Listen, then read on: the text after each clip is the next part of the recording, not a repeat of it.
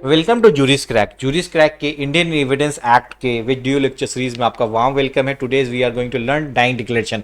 आज का हमारा टॉपिक है डाइंग डिक्लेरेशन। डाइंग डिक्लेरेशन एक इंपॉर्टेंट टॉपिक है in sense of conceptuality, concept सीखने के लिए। और अगर आपको मार्क्स वाइज देखा जाए, वो एग्ज़ाम अगर आप जुडिशियल मजिस्ट्रेट का दे रहे हैं या फिर एपीओ का दे रहे हैं, one of the important concept आपको है। सेकंड, इंटरेस्टिंग टॉपिक भी है। अब कैसे इंटरेस्टिंग है, कैसे इंपॉर्टेंट, इसको हम समझते हैं। पहले हम लोग प्रैक्टिकली देखते हैं, देन भी हम लोग थ्योरी पे प्रोसीड करेंगे। 32 ऑफ 1 में आता है डाइंग डिक्लेरेशन, लेकिन ये सब कुछ पढ़ेंगे, प्रैक्टिकल देख लो। ए इट ऑन बी, ए ने बी को मारा। अब ए ने जब इतना कस के हिट किया तो इस आदमी की स्थिति ये हो गई कि इसे हॉस्पिटल एडमिट करना पड़ा। इतना ज़्यादा अटैक तेज था, इतने लीथल ह्यूमर से इसको मारा गया। तो after the gruesome attack on B was hospitalised, A ने इतना ग्रूसम अटैक किया कि हॉस्पिटलाइज हो गया।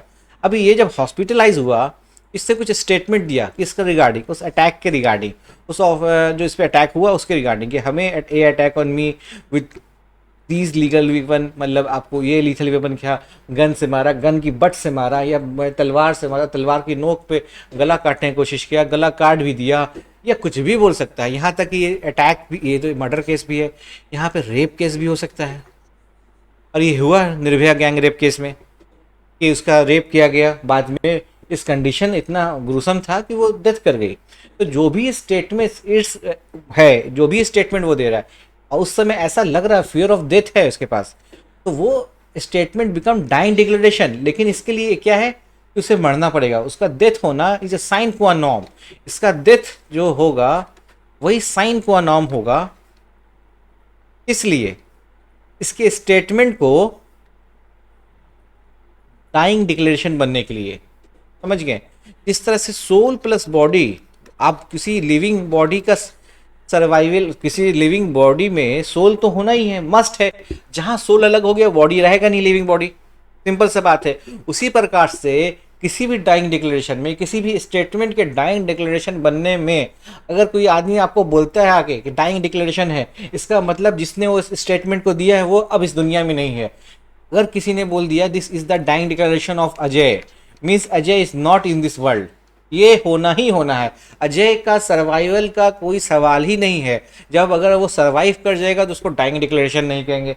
ये एकदम कंसेप्चुअली आप समझ लीजिए। अगर वही केस यहाँ देख लीजिए, A hit on B after the gruesome attack, B was hospitalise, statement दिया, A attack become if die. लेकिन इस केस में क्या हुआ, अजय सर्वाइव, बी मतलब बबलू सर्वाइव कर जाता है, बी जो है बबलू सर्वाइव कर जाता है। If B survive then statement not become dying. हाँ, ये स्टेटमेंट बहुत सारा स्टेटमेंट हो सकता है, ये स्टेटमेंट को कोरोबोरेट करके उसको सजा दी जा सकती है, लेकिन उसको डाइंग डिक्लेरेशन नहीं मिलेगा। आखिर ये आप पूछ सकते हैं डाइंग डिक्लेरेशन पे इतना हम लोग जोर क्यों दे रहे हैं? इसलिए दे रहे हैं, ये अगर डाइंग डिक्लेरेशन प्रूफ हो जाता है ना, उसका स्टेटमेंट अगर ये प्रूफ हो जाता है डाइंग डिक्लेरेशन, जिस तरह से होता है ना आईआईटी जी का एडमिशन, ये सबसे मुश्किल आईआईटी जी, उसके बाद एनआईटीज होते हैं। आईआईटी में एडमिशन होने का मतलब होता है कि आपका करियर प्रॉस्पेक्ट अच्छा है, आपको अच्छा पैकेज मिलना है। सिंपल सा बात है डाइंग डिक्लेरेशन के साथ। अगर आपका स्टेटमेंट डाइंग डिक्लेरेशन है, मतलब आप तो नहीं है इस दुनिया में, लेकिन आपके गुनाहगार जो है, जो आपके ऑफेंस आप पे किया है, जिसने जो एक्यूज्ड हैं, उनको conviction only on the basis of आपके स्टेटमेंट पर कर दिया जाएगा। क्यों किया जाएगा, कैसे किया जाएगा, इसे हम आगे के स्लाइड्स में समझेंगे। लेकिन ये आप समझ लीजिए, कोई डाइंग डिक्लेरेशन अगर एडमिसिबल हो जाती है तो इसका मतलब कि उसके बस डाइंग डिक्लेरेशन के बेसिस पे, on only the basis of DD, a conviction can be happens slowly. मतलब कोई दूसरा कोरोबोरेशन की जरूरत नहीं है। डाइंग डिक्लेरेशन प्रूव्ड है, इसे फांसी दे दिया जाए, इसे ऑफेंस मतलब 15 साल की सजा दे दी जाए, ये यहाँ तक हो सकता है। अभी आप बताइए कि डाइंग डिक्लेरेशन को किसको दिया जा सकता है? अगर समय है, सर्वाइवल का समय है, 3 दिन 4 दिन, हॉस्पिटल आने के बाद ही 15 दिन बचा रह गया, 3 दिन बचा रह गया, सबसे अच्छा प्रोसीजर है कि मजिस्ट्रेट को दे दिया जाए, क्योंकि magistrate is a reasonable and a prudent man. तो वो ड्यूली सेटिस्फाई अपने आप को करेगा कि इसका आइडेंटिटी क्या है। मतलब आपका जो डाइंग डिक्लेरेशन होगा, मतलब जिस व्यक्ति का भी डाइंग डिक्लेरेशन होगा एक्स का, उसके डाइंग डिक्लेरेशन में कोई लीगल इन्फॉर्मिटी नहीं रहने दिया जाएगा अगर उसे मजिस्ट्रेट लेता है। तो इसका एविडेंशियल वैल्यू भी बहुत हाई होगा।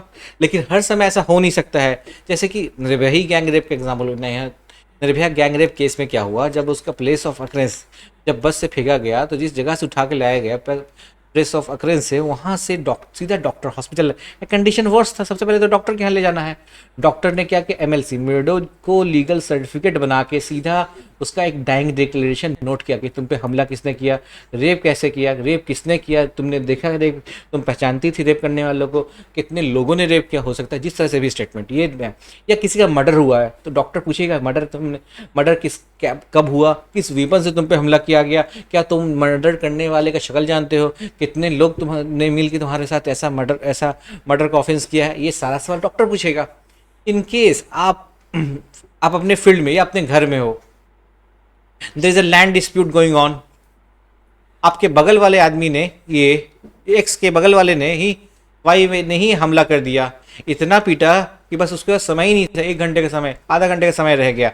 जाते जाते जेड से उसने बोला कि देखो ये बात था, लैंड डिस्प्यूट था, इसलिए वाई ने मेरे पर ये अटैक किया है। तो ये जो आदमी है ना, एनी अदर पर्सन, उसमें उस जेड भी आ जाएगा ना। आप खेत में अपना फसल देखने गए हो, खेती में आप पर अटैक कर दिया गया, खेत में जैसे अटैक कर दिया, आप वहीं पे आपको गोली लग गई, आपने चिल्ला के बोला देखो सुरेश ने मुझे गोली मार दी।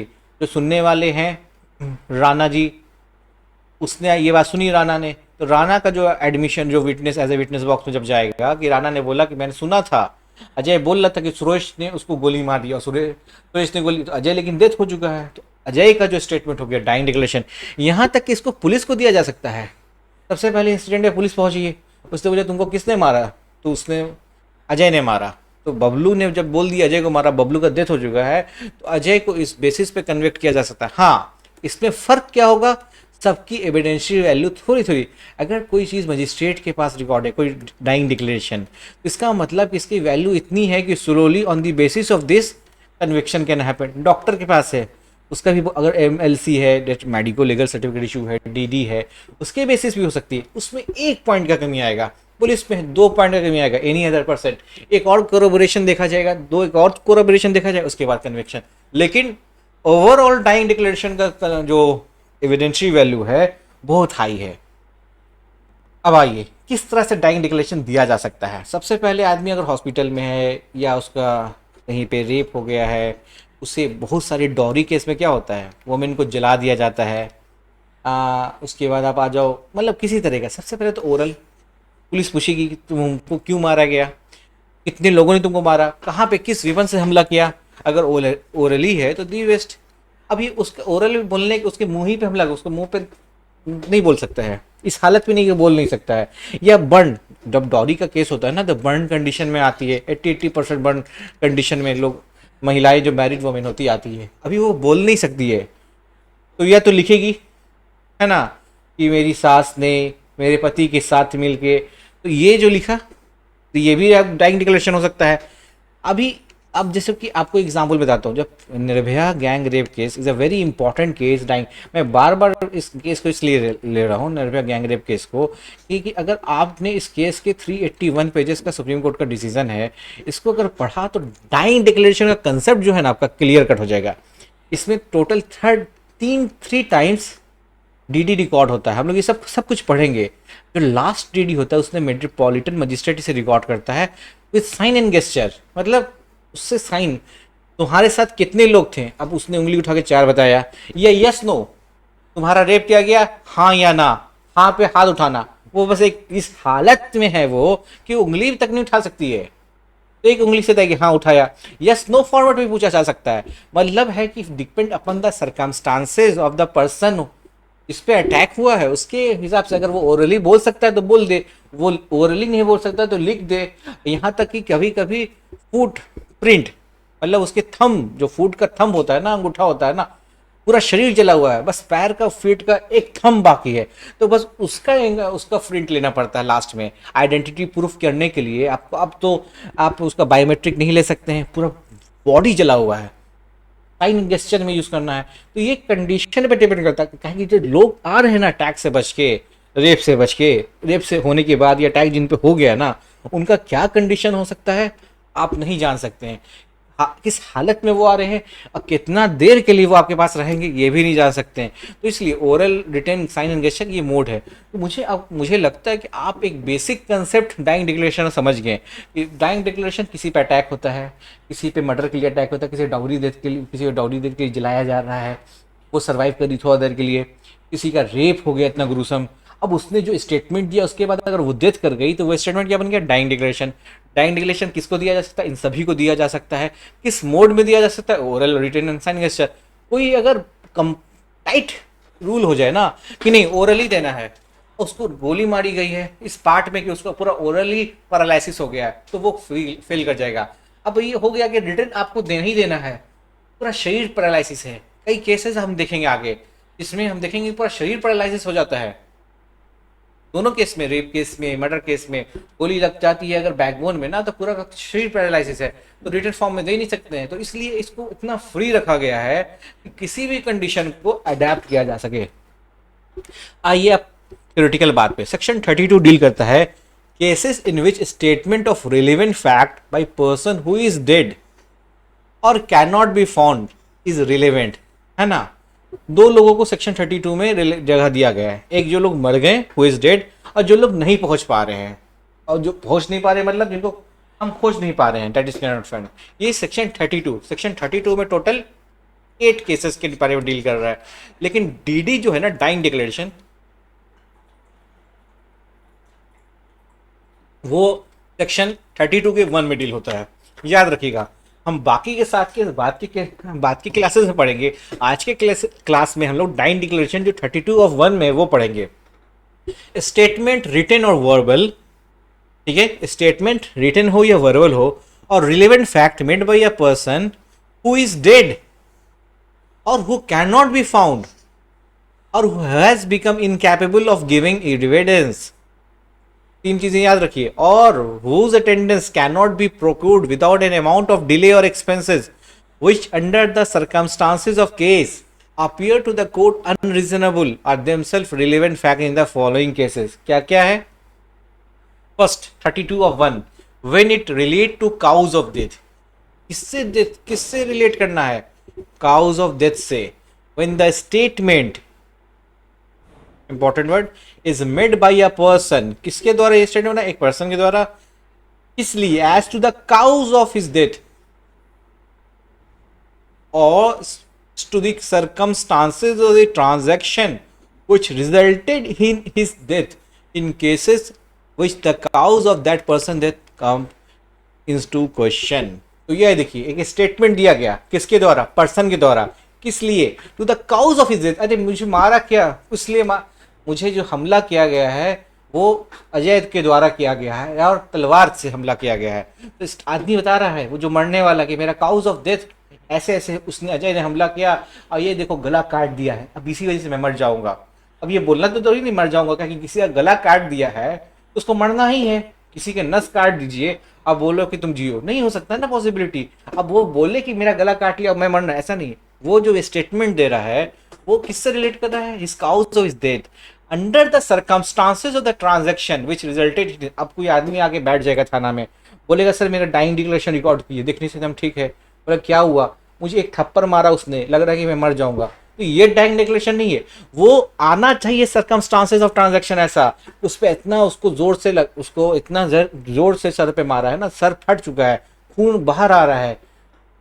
मतलब या उस औरत जो तो डॉरी के केस में इतना मतलब जला 80% 70% बर्न, हल्का सा उंगली में आग लग गया आ जाएगी, तो वो थोड़ी टाइम डिक्लेरेशन हो जाएगा। सर्कमस्टांसेस है ना होना, ऐसा होना चाहिए जिससे प्रोबेबिलिटी 95% ये होगी आप डेथ ही करना आपका, देन वो become under the umbrella of DD.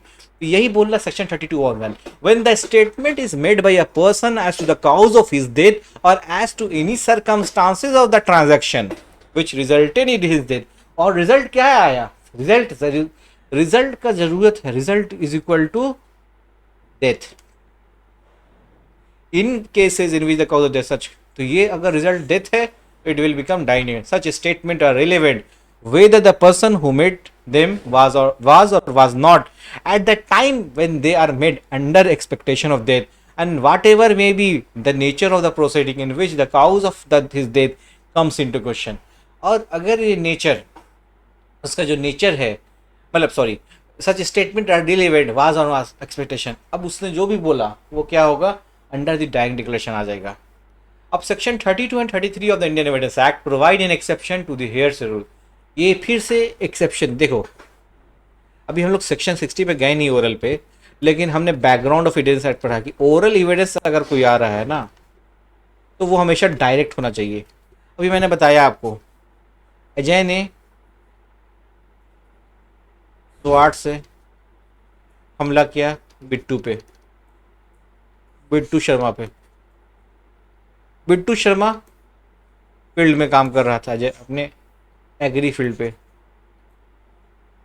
अब इतना स्वाट से जब हमला किया, इसका गला कट चुका है, बिट्टू शर्मा ने चिल्लाया, आवाज दिया सुरेश को, सुरेश क्या भाई, अजय ने मेरा गला काट दिया है, अजय ने मेरा गला काट दिया है सॉरी। तो अजय ने मेरा गला काट दिया है, ये बात बिट्टू शर्मा ने बोली। अब बिट्टू शर्मा बिकम डेड। तो बिट्टू शर्मा तो कोर्ट में नहीं ना आ सकता है जब केस चलेगा। तो बिट्टू शर्मा, सुरेश ने देखा क्या बिट्टू अजय को काटते हुए, यहां तो चिंटू भी तो काट सकता था। Take example. और अजय बिट्टू शर्मा क्या बोल रहा है कि सुरेश ने गला, सुरेश सुनो, अजय ने मेरा गला। तो जब सुरेश को कोर्ट ऑफ लॉ में जाएगा, मजिस्ट्रेट के सामने, जज के सामने, तो सुरेश क्या बोलेगा कि मरते वक्त बिट्टू शर्मा ने मुझे बोला कि अजय ने गला काटा। अगर ये बात बोल दिया उसने, अजय का क्या होगा, कन्विक्शन तो फाइनल है समझो। मार काटा चिंटू ने, इसे कहते हैं हेयरसे रूल। मतलब अभी चिंटू का रोल छोड़ दो, अजय ने बोला बिट्टू शर्मा, अजय ने गला काटा, अजय हमला करता है बिट्टू शर्मा पे, ऐसा बात, सॉरी ये बात सुरेश को बोली गई, बिट्टू शर्मा कोर्ट में आ नहीं सकता। तो ओरल एविडेंस डायरेक्ट उसने आंखों से देखा नहीं है। और ओरल एविडेंस क्या होता है, perceive by your own senses, आपने आंखों से कानों से सुना हो ना। लेकिन यहाँ पे है कि थर्ड पार्टी ने, जिसको बिट्टू शर्मा ने बोला। लेकिन ये क्या इसलिए एक्सेप्शन है क्योंकि हम लोग आगे बढ़ेंगे कि मरने वाला आदमी अपने मुंह में झूठ लेके नहीं जाना चाहता भगवान से मिलने। ये सब चीज हम लोग पढ़ने वाले हैं। Its exception under the hearsay rule. So 32(1) is one of the exception under which a statement of decease is admissible if it is related to the cause of his death or the circumstances which resulted in his death. In a case when cause of death of such person is in question, such a statement is called dying declaration. ये exception उसी तरह से जैसे हम लोग section 6 में risk स्टाई का doctrine हमने पढ़ा था, facts forming the same transaction, वो भी एक्सेप्शन था, एडमिशन एक्सेप्शन था। ये सब याद रखिएगा, पूछा जाता है कि हेयरसे रूल का मतलब ओरल एविडेंस का एक्सेप्शन कौन सा है। उसमें या तो ऑल दे देगा या 3 दे देगा, एक नहीं देगा, ये सारा आता है। अभी एसेंशियल फीचर क्या है, हम लोग एकदम डायरेक्ट डिक्लेरेशन समझ चुके हैं, बस थ्योरेटिक पढ़ना है कि अगर 20 नंबर का, 10 नंबर का, 5 नंबर का क्वेश्चन आ जाए, शॉर्ट नोट आ जाए, आप आराम से लिख लो। Person making statement must die, मरना तो जरूरी है, and cause of his death in question before, ठीक है। Statement must relate to the cause of his death. उसने बोला कि जो हमला हुआ या जो रेप हुआ, ऐसे हुआ, उसके डेथ पे और the circumstances of transaction which resulted in this. Statement can be made with और without the expectation of death, ठीक है। विथ और विदाउट कोई भी एक्सपेक्टेशन हो उसमें बताया जा सकता है कि ऐसा ऐसा हुआ, उस समय उसको एक्सपेक्टेशन हो, क्योंकि आदमी का एक्सपेक्टेशन खराब तो नहीं होता है अपने जीवन के प्रति, विथ और without the expectation of death. अब आइए, 1 person making statement must die and cause of his death is in question before the court. As dying declaration is a statement of person about the cause of his death or circumstances which resulted in his death in case where his death is in question. जहाँ पे उसके death पे ही death उसके question में है, मतलब मरना is a sign क्वानम। अब उस पर आप जितना लिख सको, the death may be caused by either homicide और सुसाइड। अब ये डेथ कैसे, होमिसाइड भी हो सकता है या सुसाइड भी हो सकता है। Therefore, if a person survived after making such statement, such is not a dying declaration. कभी भी वो dying declaration के कैटेगरी में आएगा ही नहीं। Statement of decease is a dying declaration. जो आदमी मर गया उसका ही स्टेटमेंट क्या कहलाता है, dying declaration है। ये बातों को घुमा घुमा की लाइनों में लिखा गया है, लेकिन कंसेप्ट वही है कि भाई जिस तरह से बॉडी, अगर लिविंग बॉडी है, अगर कोई बोलता है लिविंग बॉडी है तो मतलब आपके अंदर आत्मा है, सोल है। और जैसे बोल दिया डिसीज है तो इसका मतलब आत्मा कहीं और है, बॉडी कहीं और है। तो जैसे ही आपको कोई आदमी बोले कि सर ये XYZ का डाइंग डिक्लेरेशन आ गया, तो आप समझ जाओ कि XYZ is not in this world. Simple सा कंसेप्ट है। Therefore, the death of the person making a statement must be proved before the court to use the statement of the person making it dying declaration under section 32 of 1। तो therefore इसका मतलब ये हुआ, therefore the death of the person making a statement must be proved before the court or to use the statement। तो सबसे पहले जैसे इसमें आपको डाइंग, मैंने बोला कोर्ट में कि मुझे डाइंग डिक्लेरेशन इस्तेमाल करना है सर, तो कोर्ट बोलेगा कि वो आदमी जिंदा है या मर गया, तो मैंने प्रूफ करना पड़ेगा कि वो मर चुका है। तो आपको अगर डाइंग डिक्लेरेशन प्रूफ करना है तो आपको बताना पड़ेगा XYZ is not in this world sir, disease हो चुका है, ये प्रूफ कर दीजिए, डाइंग डिक्लेरेशन प्रूफ कर दीजिए। उसके बाद if such person survived after making statement as dying declaration, such statement later may be used to corroborate the testimony of the person making it under section 157 IPC or contradict under section 145 of the Indian Evidence Act। ऐसा नहीं है कि उसका evidence का जो इसने बोला है वो बच जाएगा, तो कुछ नहीं होगा, कुछ होगा लेकिन डाइंग डिक्लेरेशन कैटेगरी में नहीं आएगा, याद रखना। वो डाइंग डिक्लेरेशन नहीं बनेगा। हाँ, उसके स्टेटमेंट को लेकर हम कोरोबरेट कर सकते हैं, कॉन्ट्राडिक्ट कर सकते हैं, ये सब कर सकते हैं, इसमें कोई दिक्कत नहीं है। और हम 157 और 145 पे जाएंगे तो ये चीज़ देखेंगे भी, लेकिन वो डाइंग डिक्लेरेशन नहीं रहेगा। सेकंड में statement must relate to the cause of his death और the circumstances of transaction which resulted his death. The expression cause of death is concerned with the reason of death of the person making the statement. For example, A makes a statement that B assaulted with the spear and died. तो A ने बोला कि B ने हमें मुझे assault किया, किससे? Spear से, और बी ने क्या, ए मर जाता है। सच statement of A is admissible as dying declaration in the case where cause of death is A in question। The immediate death is not required। ऐसा नहीं है कि immediate death required है, सिंपल सा बात है। इसको आप सोचो ना, अटैक हो और आपको 1 घंटे के अंदर मरना, 1 आवर, ये कोई रिक्वायरमेंट नहीं है। एक डे मतलब विदिन 24 आपका डेथ हो जाना ज़रूरी है, ये भी रिक्वायरमेंट नहीं है। कि आपको 1 महीने के अंदर मर जाना, ये भी कोई रिक्वायरमेंट नहीं है। अब जैसे निर्भया गैंगरेप केस में एग्जाम्पल मान लो, क्या कि हम लोग उसको लेके चल रहे हैं, लमसम लगता मुझे 15 डे का टाइम मिला कि हाँ दिल्ली में इलाज हुआ, उसके बाद सिंगापुर शिफ्ट किया गया। तो इमीडिएट डेथ की रिक्वायरमेंट नहीं है। If A dies after some time it don't effect the nature of dying declaration because cause of the death was injury given by the B as held in Moti Singh versus state of UP 1964 important case. The death of the person making a statement caused by the injury he received in the incident for which accused is being prosecuted. A statement must relate to the causes. A was tried for the murder of B. B narrated the story of his death to the police, but in medical examination, the reason of the death was kidney disease. The statement of B is not admissible at dying action। अभी क्या है, statement must relate to the cause of his death or the circumstances of transaction which result। जैसे कि इसमें gap अगर आ जाता है, और जब उसका पोस्टमार्टम रिपोर्ट आया तो पता चला कि किडनी डिजीज है, उसने बोला नहीं मुझ पे हमला हुआ, ऐसा भी तो हो सकता है। तो हल्का सा कोरोबरेशन हुआ लेकिन उसमें भी फेल कर गया, तो वो स्टेटमेंट डाइंग डिक्लेरेशन की कैटेगरी में नहीं आया।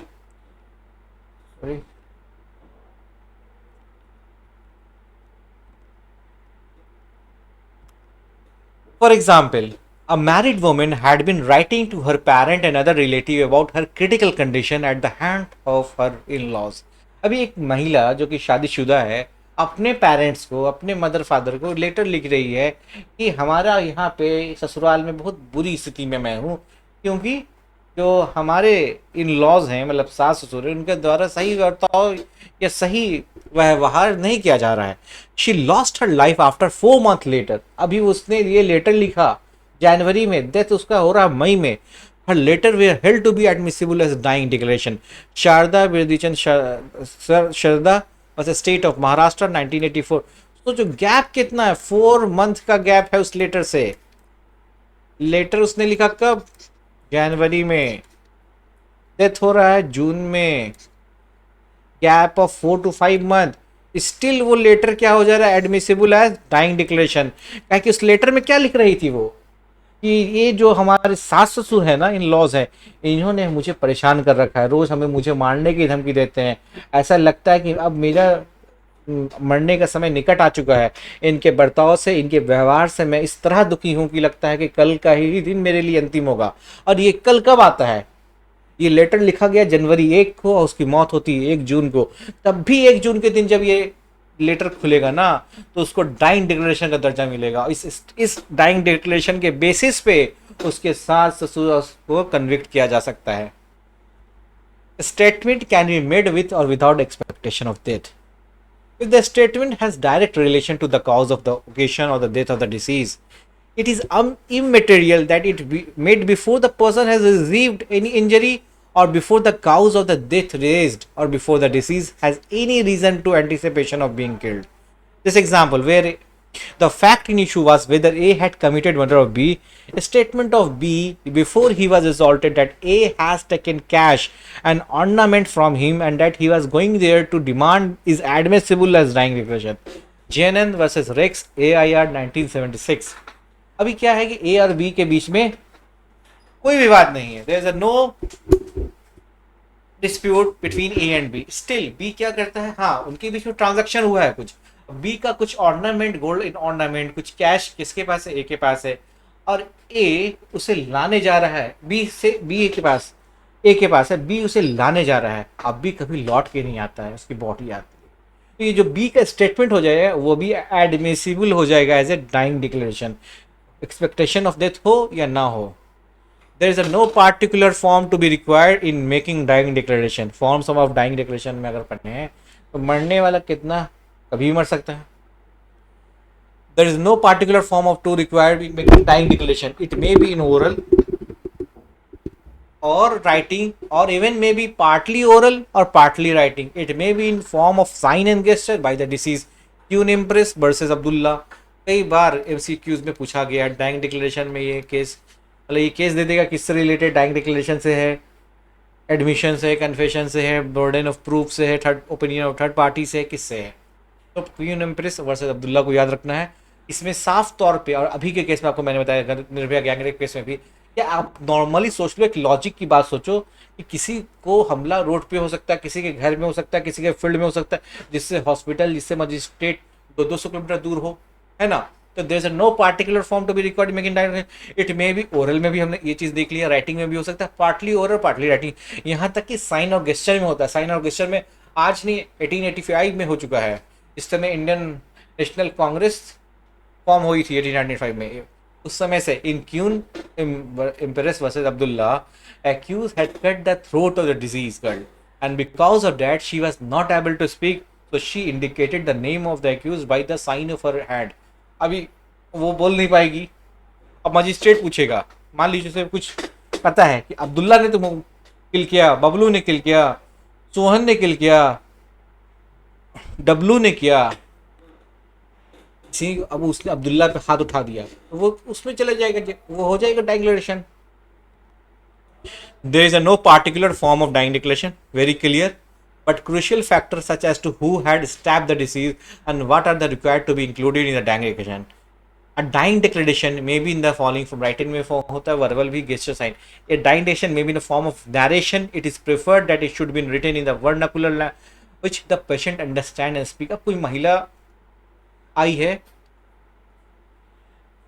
मैरिड वुमेन थी, इन लॉज ने, मान लीजिए आरोप है, इन लॉज ने उसे जला दिया. She come from a rural background, एक गांव देहात की महिला है, उसे हिंदी बेहतर ढंग से आता है, उसे सवाल इंग्लिश में पूछिए, फ्रेंच में पूछिए, पॉसिबिलिटी ज़्यादा अच्छा किस में है, हिंदी में जवाब दे पाएगी. मराठी की वोमेन है, मराठी रीजन की है, she is a women coming from a Satara, आप उससे हिंदी पूछ रहे हैं, तो कोशिश कीजिए वर्नाकुलर, बंगाल की है तो बंगाली पूछिए, कोशिश करना है ऐसा. अगर आपके पास वो लैंग्वेज बोलने की क्षमता है और अगला समझने की क्षमता रखता है तो वो बेस्ट लैंग्वेज है, इसमें अपने आप को एक्सप्रेस कर सके. क्यों? क्योंकि वो उस कंडीशन में है, उस सर्कमस्टांसेस में है कि उसके पास बहुत ज़्यादा समय नहीं है. द ऑनरेबल एपेक्स कोड, मतलब supreme court of India, emphasized that the need for corroboration of such dying declaration, particularly in a case of this kind where the oral statement was made by the injured person to his mother and she being an interested witness, such time has to be considered with care and caution. मैंने आपको बोला सबसे पहले figure में जब हम लोग practical देख रहे थे कि अगर मजिस्ट्रेट को दे दिया गया ना, कोई सवाल ही नहीं उठता है। अब सुप्रीम कोर्ट क्या बोल रहा है, उस केस में उसकी मदर की जिसने डाइंग डिक्लेरेशन, ये फोर्थ कैटेगरी में आता है मेरे हिसाब से, तो इसकी एविडेंशियरी वैल्यू थोड़ा सा कम होगा। इसे एडमिट अगर एडमिसिबल कर लिया गया तब तो वही वैल्यू होगा, लेकिन इसे एडमिसिबल करने से पहले हम 2-4 चेक पॉइंट पे चेक करेंगे, क्योंकि वो एक इंटरेस्टेड विटनेस है, उसकी माँ एक इंटरेस्टेड विटनेस है। इसलिए सुप्रीम कोर्ट ने बोला कि ऐसे डाइंग डिक्लेरेशन को under the umbrella of dying declaration लेने से पहले आप थोड़ा सा केयर रखिए, कॉन्शन कीजिए। A statement made orally by the person who was struck down with a stick blow on head and which was narrated by the witness who lodged the FIR as a part of FIR was accepted as a reliable statement for the purpose of section 32। सीधा सा बात है, police को भी बोला तो reliable था, तो 100% वो डाइंग डिक्लेरेशन बनेगा। किसी को भी बताना है आपको, मजिस्ट्रेट को, डॉक्टर को या पुलिस को या किसी और को, सब अगर वो एडमिसिबल हो जा रहा है तो वो डाइंग डिक्लेरेशन होगा। हाँ, सब जैसे अगर मजिस्ट्रेट का है तो ओनली ऑन दिस बेसिस, अगर वो किसी डॉक्टर को है तो एक प्रोसेस एक चेक और मार लिए, पुलिस को है तो 2 चेक लगा लिए, और अगर किसी और पर है तो 3-4 चेक कर लिए। हाँ, ये भी गेस्चर, ये भी कंसीडर कर लिए, ये भी कंसीडर, हाँ ठो, मतलब उसको कन्विक्ट तो करना है। In case an injured person lost the FIR and died, it is a dying declaration. K Ramchandra Reddy versus public prosecutor 1976। Same in the case where complaint made to police is relating the cause of death or circumstances of the transaction which cause result death of upmaker is a dying declaration। Jaiprakash state of Haryana. अब देखोगे हमेशा कुछ ना कुछ जब होता है, exam का रिजल्ट नहीं निकलता, लोग बोलते हैं कि मैं आंदोलन कर रहा हूँ, अगर इस आंदोलन में मारा जाता हो या कुछ होता है तो इसकी जिम्मेदारी सरकार पे होगी। तो डाइंग डिक्लेरेशन में वो इतना बड़ा आरोप सरकार पे लगा देते हैं, या वो कभी ऐसा घटना नहीं घटती है, नहीं तो वो भी एक डाइंग डिक्लेरेशन बन जाए अगेंस्ट द गवर्नमेंट। इस तरह से हमने प्रैक्टिकली डाइंग डिक्लेरेशन को समझने का पूरा प्रयत्न किया है, पूरा कोशिश किया है, पूरा ये डायग्राम के थ्रू कि डाइंग डिक्लेरेशन किया होता है। तो मुझे उम्मीद है कि आपको अगर शॉर्ट नोट्स भी आ जाए, 2-3-4 पेज भी लिखने के लिए बोलते, इंपॉर्टेंट केसेस जो भी इसके हैं, एम्परर वर्सेस अब्दुल्ला हो, चाहे Motiram versus state of Delhi हो, निर्भया गैंगरेप केस हो, जैनंद वर्सेस RX हो, श्रद्धा बिंदीचंद हो, हर स्टेटमेंट के साथ मैंने आपको बताने की कोशिश किया है। Still you have any doubt, you can mail us और कमेंट। Thank you.